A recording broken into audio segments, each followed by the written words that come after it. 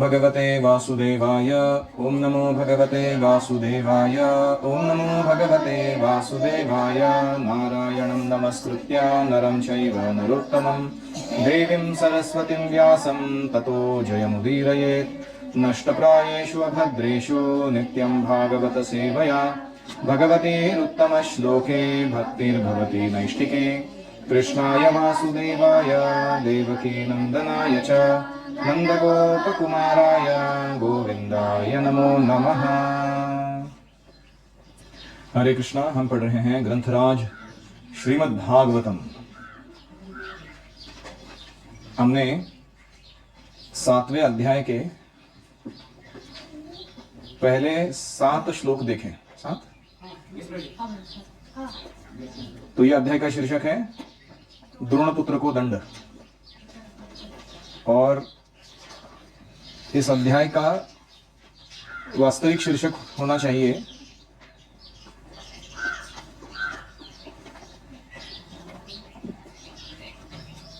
पहले 11 श्लोकों का व्यासदेव के द्वारा ध्यानावस्था में साक्षात्कार प्राप्त करना और फिर उन्होंने भागवतम की रचना करके उसे सुखदेव गोस्वामी को सुनाना। ये पहले पार्ट में हो रहा है। और दूसरे पार्ट में इस अध्याय के क्या हो रहा है, अश्वत्थामा को अरेस्ट किया जा रहा है। जहां महाभारत खत्म हुआ वहां भागवतम शुरू हो जाता है। महाभारत कहाँ खत्म हुआ कि युद्ध खत्म हो गया। भगवदगीता जहाँ नॉट महाभारत, भगवद गीता जहाँ खत्म होती है, युद्ध के उपरांत अश्वत्थामा जो है वो बहुत घृणित कार्य करता है। फिर उसको दंड देने के लिए अर्जुन जाते हैं और फिर उसके बाद आर्ग्यूमेंट चलती है अश्वत्थामा को पकड़े जाने के बाद, अरेस्ट करने के बाद, इसको मारना है कि नहीं मारना। तो युधिष्ठिर और द्रौपदी कह रहे हैं मत मारो, कृष्ण और भीम कह रहे हैं मारो। तो अर्जुन को निर्णय लेना है। तो ये सारा जो प्रसंग है वो अभी हम देखेंगे। आज जो है हम शायद 11 तक ही श्लोक कंप्लीट कर पाए। 8, 9, 10, 11 वी ट्राई, क्योंकि बीच में एक महान श्लोक आ रहा है, उसका नाम है आत्माराम वर्स। वो उसका एक्सप्लेनेशन इतना लंबा चौड़ा है। चैतन्य महाप्रभु ने उसके 61 एक्सप्लेनेशन दिए थे सनातन गोस्वामी को दशाश्वमेध घाट पर। तो वो सारे 61 एक्सप्लेनेशन हम बहुत फास्ट फॉरवर्ड में देखने का ट्राई करेंगे।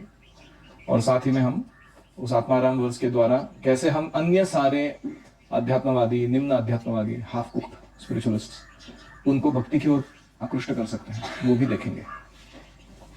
ओम नमो भगवते वासुदेवाय। ओम नमो भगवते वासुदेवाय। ओम नमो भगवते वासुदेवाय। शौनक उवाच स वै निवृत्ति निरतः सर्वत्रोपेक्षको मुनिः कस्य वा बृहतिम् एताम् आत्मारामः समभ्यसत्। श्री शौनक ने सूत गोस्वामी से पूछा, सुखदेव गोस्वामी तो पहले से ही निवृत्ति मार्ग पर चल रहे थे, इस तरह वे अपने आप में ही प्रसन्न थे, आत्माराम थे, तो फिर उन्होंने ऐसे बृहत साहित्य श्रीमद् भागवत, लंबा चौड़ा इतना 18,000 श्लोकों का ग्रंथ, इसका अध्ययन करने का कष्ट क्यों उठाया। अगर कोई व्यक्ति सेल्फ सेटिस्फाइड है, आत्माराम है, जिससे को बाहर की कोई भी वस्तु, व्यक्ति का आकर्षण ना हो, वो ऐसे भागवत के पीछे क्यों लगे। तात्पर्य, सामान्य लोगों के लिए भौतिक कार्यकलापों को बंद करो, निवृत्ति मार्ग में स्थिर हो जाओ, इतना ही बोलना बहुत ज्यादा हो जाता है। निवृत्ति मार्ग मतलब पाथ ऑफ डिटैचमेंट, कि भौतिक जगत हमारा कंपेटिबिलिटी नहीं है इसके साथ, अपना आत्मा का, इससे निवृत्त होना है और स्पिरिचुअल लाइफ तक आ जाओ। इतना करने में ही गुरु जी के बाल जड़ जाएंगे उनको ट्रेनिंग देते देते। क्योंकि लोग क्या है, इतने भौतिक रूप से आ सकते हैं कि इतनी सरल बात को जान नहीं पाते, एक जीवन में अकम्प्लिश नहीं कर पाते। लोगों को प्रवृत्ति मार्ग में इतना आसक्ति है, want to enjoy enjoy enjoy matter. तो ऐसे लोगों को निवृत्ति मार्ग तक लाना बहुत कठिन है। जो लोग इंद्रिय उपभोग में सुख पा रहे हैं और भौतिक शारीरिक कल्याण करने में लगे हैं दूसरों का, इनको कर्मी कहा गया है। ऐसे हजारों लाखों कर्मियों में से एक व्यक्ति आत्म साक्षात्कार के लिए प्रयास करता है और आत्माराम बन पाता है। उसमें आत्म साक्षात्कार होता है कि मैं शरीर नहीं हूं, मैं आत्मा हूं, भौतिकता से मेरा कोई सरोकार नहीं। तो ऐसा व्यक्ति आत्माराम बनता है। आत्मा का अर्थ है हम स्वयं, आराम का अर्थ है सुख प्राप्त करना। आत्मा में जो आराम या आत्मा में जो रमण करता है उसे क्या कहते हैं, आत्माराम। रमण करना मतलब आनंद लेना। तो प्रत्येक व्यक्ति उच्चतम सुख की खोज कर रहा है और सुख का जो मानदंड है हर एक के मन में अलग अलग होता है। जैसे कोई बहुत ही गरीब है, उसको 2 रुपया दे दो तो उसको लगता है हाँ आज मेरे को 2 रुपये मिला। लेकिन किसी व्यक्ति को 2 रुपये से आकर्षण नहीं है, उसको अगर 2000 रुपये दिया जाए तो उसको लगता है आज थोड़ा सब्सटैंशियल अर्न किया मैंने। और किसी व्यक्ति को 2000 से कुछ लेना जरूरी, उसको लगता है जब मेरे को 20 लाख मिलेगा तब कुछ अर्न किया मैंने लाइफ में, है कि नहीं? लोगों का अपना अपना मानदंड है ना। ऐसे सुख के बारे में भी है, कुछ लोग हैं वो कुत्ते डुक्कर का सुख में ही आनंद लेते हैं, उनको लगता है वही वही बेस्ट है एकदम। तो उससे ऊपर जो उठता है जड़ रस से, उसको समझ में आता है स्वर्गीय रस है। स्वर्गीय रस में प्रेम का आदान प्रदान और संगीत, निसर्ग, कविता, इसमें बहुत सुख है, तो लोग स्वर्गीय सुख के पीछे पड़ते हैं ऐसे। और कुछ लोग हैं उससे भी परे जाते हैं ब्रह्म सुख की तरफ। तो ऐसे अलग अलग मानदंड हैं सुख के। तो कर्मी जिसमें आनंद लेते हैं उसमें आत्माराम आनंद नहीं लेते हैं, आत्माराम जिसमें आनंद लेते हैं आत्मा में रमण करने का, ब्रह्म ज्ञान में, भक्त तो उससे भी परे हैं। इसीलिए आत्माराम व्यक्ति को बृहत भागवत ग्रंथ अध्ययन करने से क्या मिलता है? उसे उस आत्म ज्ञान विषयक सुख से भी कई गुना अधिक ऐसा भक्ति का सुख प्राप्त होता है। तो यही बात बताने के लिए कि कृष्ण, ये जो फीचर है, भगवान फीचर, ये सर्वतोपरि है, और भक्ति ये जो पद्धति है ये सर्वतोपरि है। ये बताने के लिए ये उदाहरण आ रहा है कि सुखदेव गोस्वामी जैसे व्यक्ति भी भागवत की तरफ आकृष्ट हुए। सूत उवाच आत्मारामाश्च मुनयो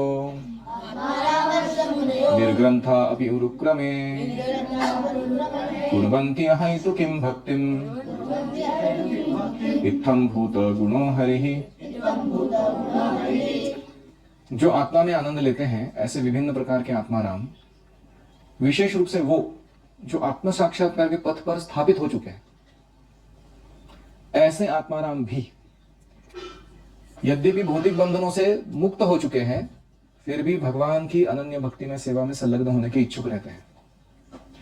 इसका अर्थ यह होता है कि भगवान के दिव्य गुण हैं, अतएव वे मुक्तात्माओं सहित सभी प्रकार के व्यक्तियों को आकृष्ट कर लेते हैं।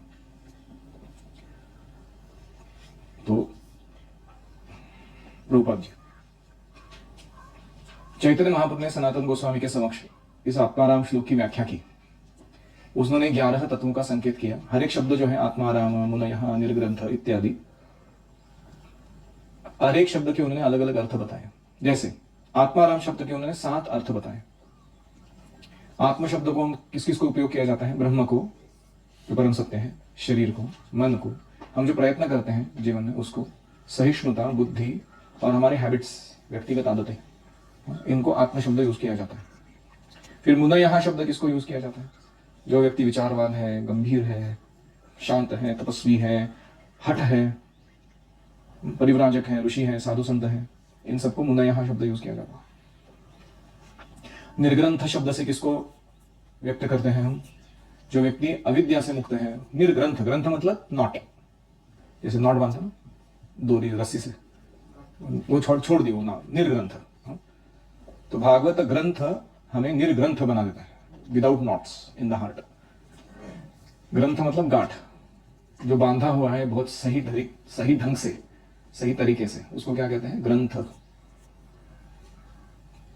तो जो व्यक्ति अविद्या से मुक्त है, ऐसा व्यक्ति जिसका शास्त्रीय आदर्शों से कोई संबंध नहीं है, यानी वो ग्रंथ, नीति, वेद, दर्शन, मनोविज्ञान, तत्वज्ञान, इनमें दिए गए विधि विधानों को पालन करने में विवश नहीं है, उस पर कोई जोर नहीं है इसको पालन करना ही पड़ेगा इन नियमों को तुम्हें, ऐसे व्यक्ति को कहा गया है निर्ग्रंथ। तो उसके बाद है एक होता है मूर्ख, जो अशिक्षित है, बदमाश है, अब उसको वेदों के विधि विधानों से कुछ लेना देना नहीं है। और एक है जैसे नित्यानंद प्रभु है या माधवेंद्र पुरी है, ऐसे लोग जिनके ऊपर वेदों के विधि विधानों का कोई फर्क नहीं पड़ता, उनको कोई ऑब्लिगेशन नहीं है, वो फॉलो करना ही पड़ेगा। तो इन दोनों को क्या कहा गया है? निर्ग्रंथ। तथा जो व्यक्ति निर्धन है उसको कहा गया है निर्ग्रंथ, क्योंकि उसका एंजॉय करने के लिए है ही नहीं। ऐसे ही जो व्यक्ति बहुत ज्यादा धनी है उसको भी कहा गया है निर्ग्रंथ, क्योंकि उसको फालतू एंजॉयमेंट में रस ही नहीं है। तो ऐसे उरुक्रम शब्द जो है उसके अलग अलग अर्थ हैं।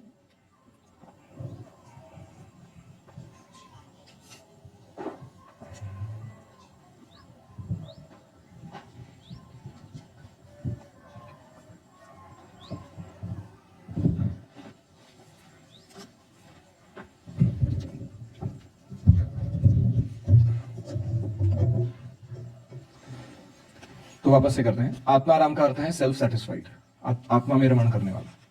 मुनयः का अर्थ है सेजेस। तो आत्माराम 20 प्रकार के हैं, और सेजेस जो है उनके भी बहुत सारे प्रकार हैं।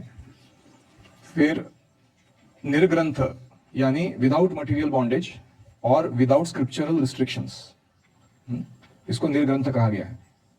और उरुक्रम ये कृष्ण का नाम है, one who performs great activities. उरु मतलब ग्रेट, क्रम मतलब कार्य, एक्टिविटी, जिसका कार्य बहुत महान होता है उसको क्या कहते हैं? उरुक्रम। और अहेतुकी भक्ति ये एक बहुत महत्वपूर्ण शब्द है, कॉजलेस डिवोशन, बिना किसी हेतु के की गई भक्ति, ये मुख्य शब्द है। अभी चैतन्य महाप्रभु पहले 20 एक्सप्लेनेशंस देते हैं, उसमें वो 5 प्रकार के ज्ञानी, 5 प्रकार के योगी, 5 प्रकार के कर्मी और 5 प्रकार के भक्त, उनका वर्णन करते हैं। ये 20 के 20 कृष्ण से आकर्षित होते हैं, ऐसा वो कहते हैं। फिर उसके बाद शब्द आता है निर्ग्रंथ। ये निर्ग्रंथ शब्द के और 20 एक्सप्लेनेशंस हैं। पहला अर्थ है liberated souls, free from all material desires, ये निर्ग्रंथ लोग हैं।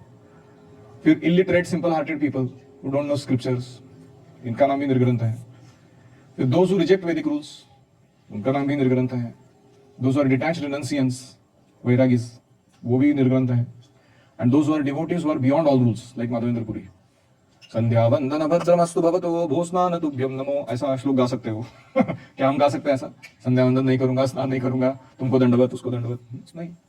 तो ऐसे शुद्ध भक्त, ये जो रागानुगा भक्त होते हैं वो, उनका वर्णन है वो। तो ये है ऐसे शास्त्र में दिए हुए बहुत सारे प्रकार के निर्ग्रंथ के वर्णन है।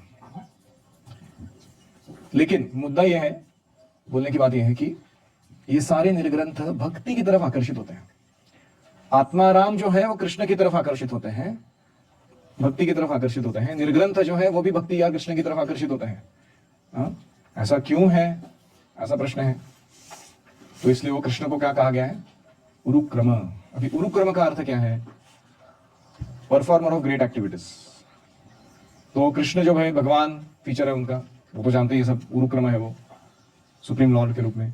फिर भगवान है परमात्मा है, Karanodakshayi Vishnu, Garbhodakshayi Vishnu, Kshirodakshayi Vishnu. What great work they are performing. हम क्या कर रहे हैं और वो क्या कर रहे हैं? तो इसलिए उनको उरुक्रम कहा गया है। फिर कृष्ण एज ब्रह्मन, ब्रह्म के रूप में, इन पर्सनल एस्पेक्ट के रूप में कृष्ण बहुत सारे महानतम कार्य अकम्प्लिश कर रहे हैं। And then Krishna as the source of all incarnations, वो अवतार ही है, अवतार नहीं है, तो उससे भी उनकी महानता सिद्ध होती है बाकी लोगों से, बाकी अवतारों से। फिर कृष्ण की जो ब्रज लीला है वो उरुक्रम है। क्यों? भगवान की चाइल्डहुड, यूथ, बॉयहुड, सारे पास टाइम जो है, pass times with gopis also, युवावस्था में, this are Urukram. No person can imitate this. ऐसे उनके कार्य हैं ब्रज लीला में। ऐसे ही कृष्ण की क्वालिटीज जो है वो उरुक्रम है, जैसे कृष्ण की सुंदरता, या कृष्ण की कृपा, या कृष्ण का प्लेफुलनेस, ये सबको आकर्षित कर देता है, इसका कोई तोड़ नहीं है। तो इनको भी कहा गया उरुक्रम। तो ऐसे कृष्ण के ग्रेटनेस को बताने वाले अलग अलग 20 एक्सप्लेनेशंस हैं इस शब्द के लिए, उरुक्रम शब्द के लिए। तो 20 हो गए आत्माराम, 20 हो गए निर्ग्रंथ, 20 हो गए उरुक्रम। ठीक है। तो ये सारे उरुक्रम का वर्णन जो है वो किस लिए है कि even self satisfied sages atmaramas are drawn to Krishna's qualities. तो ये विशेषता है उरुक्रम में उनका आकर्षण आता है। तो अभी अगला शब्द जो है अहेतुकी भक्ति, इस शब्द के 11 मोर एक्सप्लेनेशन है। तो कितने हो गए? 71 हो गए ऑलमोस्ट। नहीं 50, 20, 20, 10 ना, या 20, 20, 10 है वो, उसके 20 नहीं थे उरुक्रम के 10 एक्सप्लेनेशन है। फिर आता है भक्ति का वर्णन, भक्ति के भी 11 एक्सप्लेनेशन है। तो उसमें सबसे पहला आता है कि अहेतुकी भक्ति, जो कृष्ण को सबसे ज्यादा आकर्षित करती है, प्योर डिवोशन, कॉजलेस, अनकंडीशनल। फिर दूसरा है भक्ति जो फील्ड विद ग्रेटिट्यूड, ऐश्वर्य भाव मिश्रित भक्ति। कृष्ण की महानता को जानते हैं, कृष्ण के कार्यों को जानते हैं और फिर कृतज्ञता पूर्वक भक्ति करते हैं। फिर तीसरे हैं जो भक्ति फ्रॉम प्रीवियस लाइफ सुकृति, पहला स्पिरिचुअल मेरिट कमा के रखा है, उसके कारण भक्ति कर रहे हैं। ऐसे भक्तों को भी कहा गया है भक्त। फिर कुछ है वो भक्त कैसे रहते हैं? दे बिकम भक्त because of association of pure devotees, शुद्ध भक्तों के संग के कारण भक्त बन जाता है, जैसे नारद मुनि। इनको भी भक्त कहा गया। फिर पांचवें हैं भक्ति that comes through chanting of the Holi names. केवल भगवान का नाम अच्छे से लेने से भक्ति उत्पन्न हो जाती है हृदय में। यह भी भक्त है, अलग ही कोटि के माने गए हैं। तो ऐसे ही श्रवण, कीर्तन, स्मरण, वंदन, ये 9 एस्पेक्ट्स जो है अलग अलग, उसमें अलग अलग प्रकार के भक्त हैं जो कृष्ण को आकर्षित करते हैं। तो ये सारा वर्णन इसलिए करते हैं वो, ताकि ये बताने के लिए कि भक्ति is self sufficient, independent and भक्ति इज ग्रेटर देन मुक्ति। ये बताने के लिए वर्णन करते हैं। यानी आत्माराम जो मुक्ति प्राप्त कर चुके हैं, वो अगर भक्ति की तरफ आकृष्ट हो रहे हैं, भगवान की तरफ आकृष्ट हो रहे हैं, इससे क्या सब साबित हो रहा है? इससे ये साबित हो रहा है कि भगवान फीचर जो है वो बाकी सारे फीचर्स से टॉप मोस्ट है, और भक्ति जो है ये प्रोसेस, ये बाकी सारे कर्म, ज्ञान, अष्टांग वगैरह वो सब पद्धतियों से श्रेष्ठ है। ये स्थापित हो रहा है। तो 3 कंक्लूजन्स ऑफ आत्माराम वर्स। पहला है भक्ति इज बियॉन्ड मुक्ति, मुक्ति कनिष्ठ है, भक्ति श्रेष्ठ है। दूसरा, कृष्णस क्वालिटीज आर इरेजिस्टिबल, भगवान की कृपा या भगवान की लीला इतनी आकर्षक है, उसको कोई ना नहीं कह सकता उस आकर्षण को। That is why Krishna is all attractive. और तीसरा है कि anyone can become a devotee. तुम कोई भी कैटेगरी का व्यक्ति क्यों ना हो, इलिटरेट क्यों ना हो, तुमको स्क्रिप्चर समझ में नहीं आता हो, जो भी है, तुम रिनंशिएट हो, लिबरेटेड सोल हो, सिंपल हार्टेड पर्सन हो, कृष्णा की भक्ति जो है वो सबके लिए है। ये श्लोक सिद्ध करता है। तो ये जो एक्स्ट्राऑर्डिनरी एक्सप्लेनेशन था जो वाराणसी में चैतन्य महाप्रभु ने दिया, इसको और एक व्यक्ति ने सुना, उसका नाम था प्रकाशानंद सरस्वती। ये 61 एक्सप्लेनेशन सुनने के बाद प्रकाशानंद सरस्वती ने पूरा दंडवत डाल दिया महाप्रभु के सामने, बोला आज से मायावाद बंद, आज से भक्ति शुरू।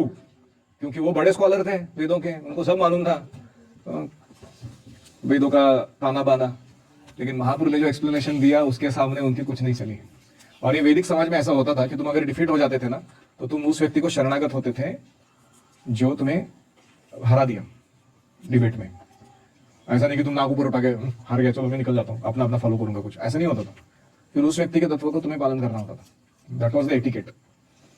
तो इसलिए जो प्रकाशानंद सरस्वती है, उन्होंने दंडवत डाला महाप्रभु को, फिर उनके वो अनुयायी बन गए। उनके साथ वाराणसी के उनके 60,000 शिष्य सन्यासी, वो भी चैतन्य महाप्रभु के फॉलोअर बन गए।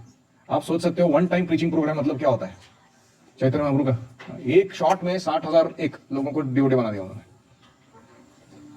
सो that was the power of this explanation of Atmaram verse जो अभी हमने सुना। तो I tried my best to cover everything in short. ये मोटा मोटी ऐसा श्लोक का अर्थ है। और प्रभुपाद जी अपने तात्पर्य में अंत में कहते हैं कि ऐसे जो भक्ति है हमें कुर्वंती का अर्थ है कि किसी अन्य के लिए हमें काम नहीं करना चाहिए, कृष्ण के लिए काम करना चाहिए हमारे जीवन में। और आत्माराम जो होते हैं वो भक्ति में सेवा को स्वार्थवश नहीं करते हैं, वो भगवान अनुक्रम की प्रसन्नता के लिए करते हैं। तो ये महाप्रभु का कंक्लूजन है इसका।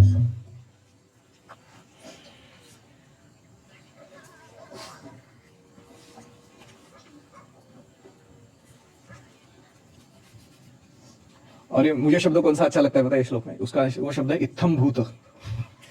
Very wonderful word. इत्थम भूत का अर्थ है पूर्ण आनंद। इत्थम भूत गुणो हरि। कभी कभी ऐसे किसी को बोलना होता है ना, मैं क्या बताऊं तुमको, क्या जगह है वो, क्या बताऊं मैं तुमको, वो लड़का क्या लड़का है गुरुकुल का, ऐसा छात्र मैंने देखा नहीं कभी। तो ऐसा जब बोलना होता है ना, तब उसको बोलते हैं इत्थम भूत संस्कृत में।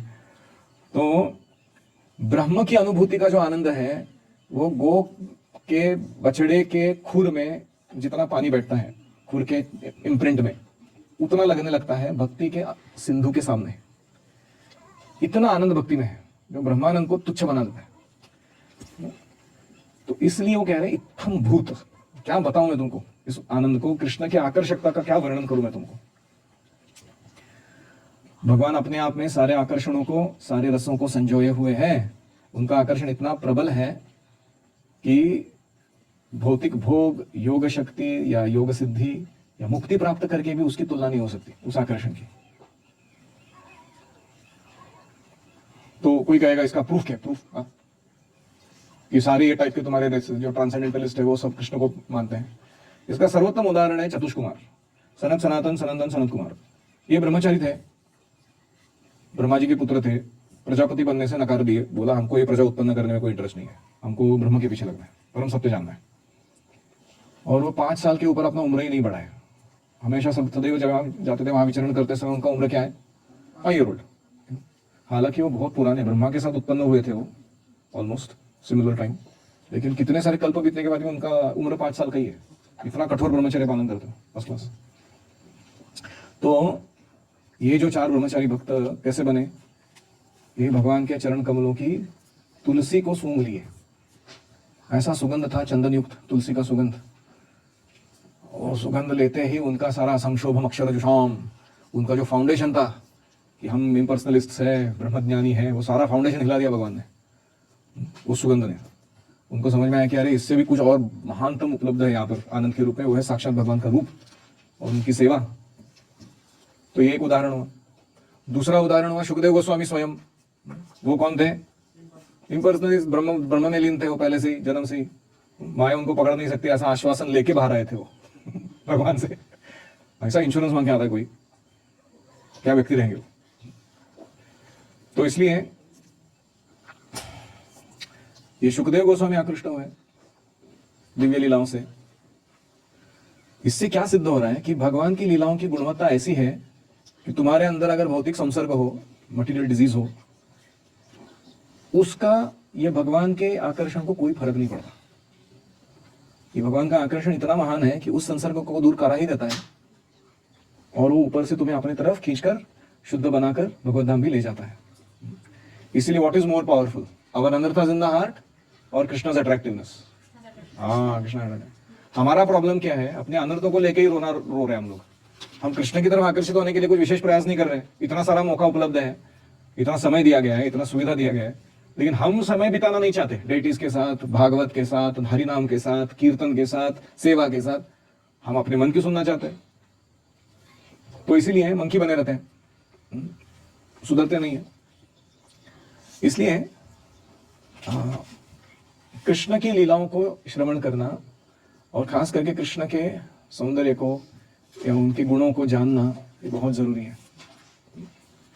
तो कौन थे ऐसे जो कृष्ण की तरफ आकृष्ट हुए? गोपियां।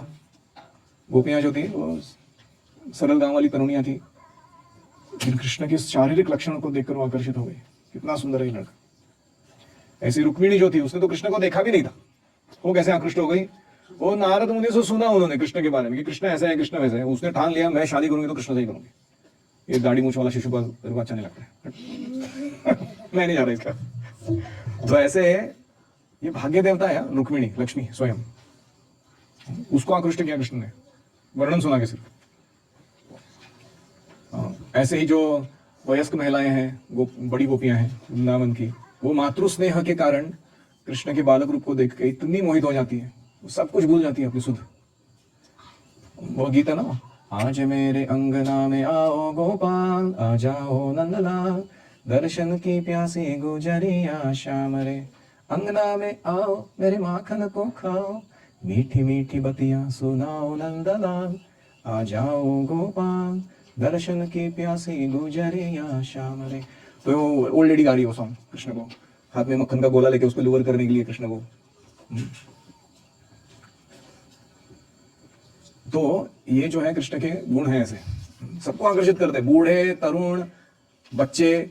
वो परीक्षित महाराज तो जन्म भी नहीं लिए थे, माता के गर्भ में जाके कृष्ण ने दर्शन दे दिया, उसके बाद वो लड़का दूसरा कुछ सोच ही नहीं रहा था, बाहर आने के बाद सबकी परीक्षा कर रहा हो, ये है नहीं है कृष्ण नहीं है। उस जो व्यक्ति मैंने माता के गर्भ में देखा वो कौन है, उसके पीछे लगे हो। उसको ना खेल कूद करना था, ना कुछ दूसरा टाइम पास चाहिए था, एक बार कृष्ण को देख लिया बस पीछे लग गया। तो कोई उम्र का सरोकार नहीं, कोई जेंडर का प्रॉब्लम नहीं, पुरुष को भी स्त्री को भी सबको आकर्षित करता है कृष्ण। कोई अफ्रीकन, इग्लू, pygmy, Zulu, Russian, American, Indian, Pakistani सब चलते हैं, नो प्रॉब्लम। इतने कृष्ण आकर्षक हैं, सबको आकर्षित करके बैठे हुए हैं। और इसीलिए ऐसे इत्थम भूत गुणः हरि ही शब्द है आखिरी वाला। हरि के अनेक अर्थ है, उसका मुख्य आशय यह है सारी अशुभता को जो हर लेते हैं आपके जीवन से, तुमको क्या कहते हैं? हरि। तो एक अर्थ है कि अशुभता को हर लेना, और दूसरा भक्ति को प्रदान करके, यानी प्रेम प्रदान करके अपना आपके मन को हर लेते हैं। आप दूसरे किसी का चिंतन नहीं कर सकते उसके बाद, उनको क्या कहते हैं? हरि। तो इसीलिए जब भी आपको कभी घोर कष्ट हो जाए जीवन में, केवल बैठ के भगवान का स्मरण करो, तीव्र स्मरण करो। आप देखोगे तुम्हारे सारे दुख और चिंताएं तो दूर हो ही जाएंगी, भक्ति के मार्ग पे जो अवरोध है ना वो सारे क्रमशः दूर हो जाएंगे, तब निकल जाएगा कचरा। और श्रवण कीर्तन ये नवदा भक्ति वाला जो फल है वो हृदय में प्रकट होने लगेगा, अपने आप सारी सुविधा आती रहेगी उसके लिए।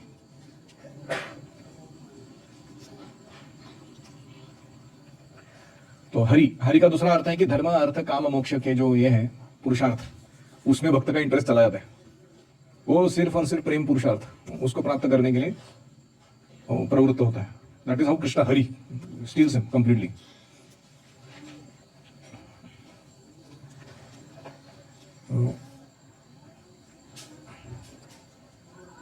तो अभी एक पॉइंट ये है कि एक अपी शब्द आया है बीच में।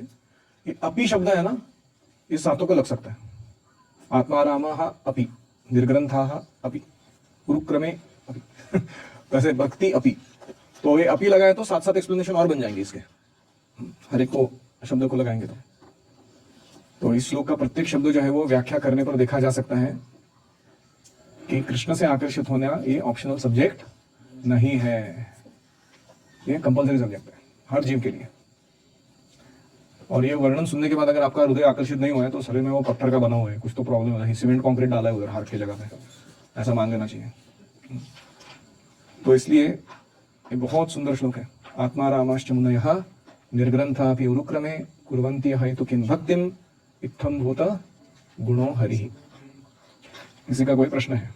और मुझे कोई दिख नहीं रहा है, ब्रह्म ज्योति दिख रही है यहाँ पे, तो जोर से पूछिए।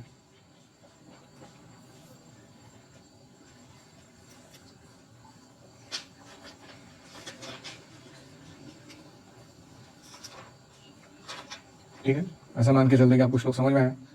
अगले श्लोक में जाते हैं। हरिर्गुणाक्षिप्तमतिर् भगवान् बादरायणिः अध्यगान् महदाख्यानम् नित्यं विष्णु जनप्रियः। श्रील व्यासदेव के पुत्र श्रील शुकदेव गोस्वामी ने न केवल दिव्य शक्ति से वो युक्त थे, वो भगवान के भक्तों को भी बड़े प्रिय थे। मतलब उनके अंदर दिव्य शक्तियां थी, he was a superhero and he was very dear to devotees, भक्तों को बड़े प्रिय थे। इस प्रकार उन्होंने इस महान कथा श्रीमद् भागवत का अध्ययन किया।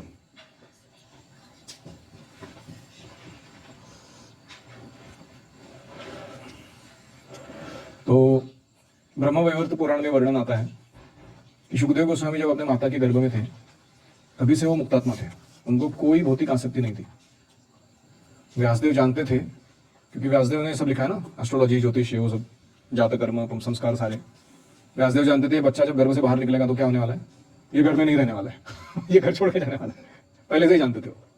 तो व्यासदेव ने सोचा क्या करना चाहिए इसको आकृष्ट करने के लिए, तो उन्होंने बालक को भागवत की रूपरेखा सुनाई, जिससे वो भगवान की दिव्य लीला में अनुरक्त हो जाए, केवल भौतिक रूप से निर्ग्रंथ होकर ऐसे ही भटकता ना रहे।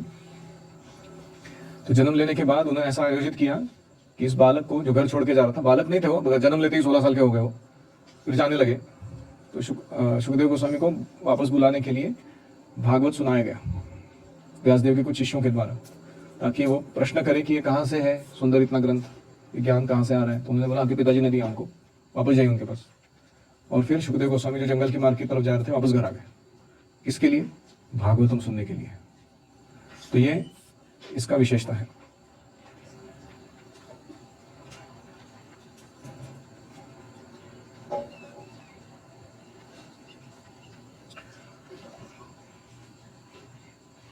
तो प्रभुपाद जी श्लोक का दो चीजों के लिए उपयोग करते हैं। पहला तो वो कहते हैं कि शुकदेव गोस्वामी जैसा व्यक्ति जो निर्विशेषवादी था, अगर वो भक्त बन जाता है तो बाकी निर्विशेषवादियों को निर्विशेषवाद के साथ टाइम पास करने की जरूरत क्या, उनको भी भगवान की तरफ आकर्षित हो जाना चाहिए। और दूसरा प्रभुपाद जी कहते हैं, इसका एक सीक्रेट है विष्णु की तरफ आकर्षित होने का, आपको विष्णु जनों को प्रिय हो जाना चाहिए। If devotee start loving you, then your attraction for Krishna will grow. Very interesting. Maharaj बोलते हैं, Dadanath Maharaj, if you love Krishna, devotees will love you, and if you love devotees, Krishna will love you. Very interesting combination है वो। भक्तों से प्रेम करो, भगवान तुमसे प्रेम करेंगे, और भगवान से प्रेम करो, भक्त तुमसे प्रेम करने लगेंगे। अच्छा है ना, साइक्लिक बढ़ता जाएगा वो अपने आप। तो इसलिए वो हमें ग्रास्प करना चाहिए इस तत्व को, तथ्य को। तो हमें सदैव विष्णु जनों की संगति करनी चाहिए और विष्णु जनों को हमारी संगति अच्छी लगे ऐसा व्यवहार करना चाहिए, तभी ये श्लोक जो है वो हमारे अंतःकरण में उतरेगा।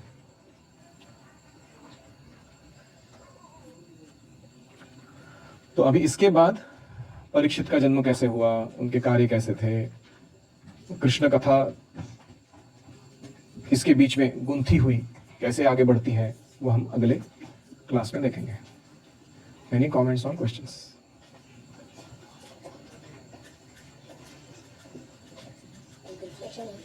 हम अगर विष्णु जन के प्रिय हो जाएंगे तो भगवान हमें प्रेम करने लगेंगे और हम भगवान के प्रति आकर्षित हो जाएंगे तो विष्णु जन प्रेम।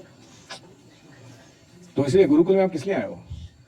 भगवान से प्रेम करने के लिए और भक्तों से प्रेम करने के लिए आए हो? झगड़े करने के लिए, उनके साथ कुरापत निकालने के लिए, समय बर्बाद करने के लिए नहीं आए हो। और कोई? यस केशव। अगर हम भगवान से प्रेम करेंगे तो आप भक्त होंगे और अगर आप भक्त से प्रेम करेंगे तो भगवान। हाँ, वेरी नाइस। और कोई? I may not get to see your raised hand. Yes. भगवान बहुत अट्रैक्टिव होते हैं। भगवान बहुत अट्रैक्टिव है, क्या करें? बूढ़े बच्चे कोई भी। हाँ, स्त्री पुरुष बूढ़े बच्चे, यहाँ तक कि गरुड़ जी, हनुमान जी, गीदड़, कोई जटायु कोई इसको छोड़ते नहीं हो। Is very attractive to everybody. भालू, बंदर, विजेंद्र, हाथी, अनंतशेष, नाग सबको आकर्षित कर लेते हैं। वो ऐसे ट्रांस स्पीशी अट्रैक्शन है उनके पास। और एक बहुत इंटरेस्टिंग बात यह है, देखो भगवान से सब प्रेम करते हैं, लेकिन एक इंपॉर्टेंट पॉइंट है कि भगवान सबके प्रेम का पूरा आदान प्रदान कर सकते हैं। ये बड़ा मुश्किल काम है कि नहीं? अगर 80 लोग आपसे प्रेम करते हैं, वो 80 के 80 लोगों को आप उनके मनोकामना के अनुसार पूरा का पूरा प्रेम दे सकते हैं क्या? कितना मुश्किल काम है। कृष्णा के पास ऐसा कैपेसिटी है। Krishna can give himself fully to one devotee and yet remain fully available for everybody else. एक भक्त को पूरा समर्पण अपना दे सकते हैं, उसके बाद सारे बाकी भक्तों के लिए पूरा उपस्थित रह सकते हैं। उन्हीं कृष्णा कैन डू दैट। इसलिए कृष्ण से प्रेम करने में कोई प्रॉब्लम नहीं है कि नहीं? इस वर्ल्ड में प्रॉब्लम क्या होता है, तुम किसी से प्रेम करो, दूसरा व्यक्ति भी उसी व्यक्ति से प्रेम करने लगे तो लव ट्रायंगल होता है। वो उसमें लोग खून वगैरह कर देते हैं एक दूसरे का। एक लड़की थी, 2 लड़के उसके पीछे पड़ गए, उसने उसको मार डाला। ये सब टाइम पास चलता रहता है क्योंकि वो पूरा नहीं पढ़ते। यहाँ तक कई घर में होता है, माता अगर किसी एक पुत्र को ज्यादा प्रेम दे दे, वो दूसरा पुत्र अस्वस्थ हो जाता है। उसको लगता है अरे क्या हो रहा है मेरे साथ मेरा अस्तित्व ठीक है कि नहीं है। ऐसे नहीं है। यस, हमें अपने मन की नहीं करनी चाहिए, सुननी चाहिए। ये कंक्लूजन आपने क्यों निकाला? विशेष आपको कुछ साक्षात्कार हुआ इसका? मन की सुनने से क्या होता है?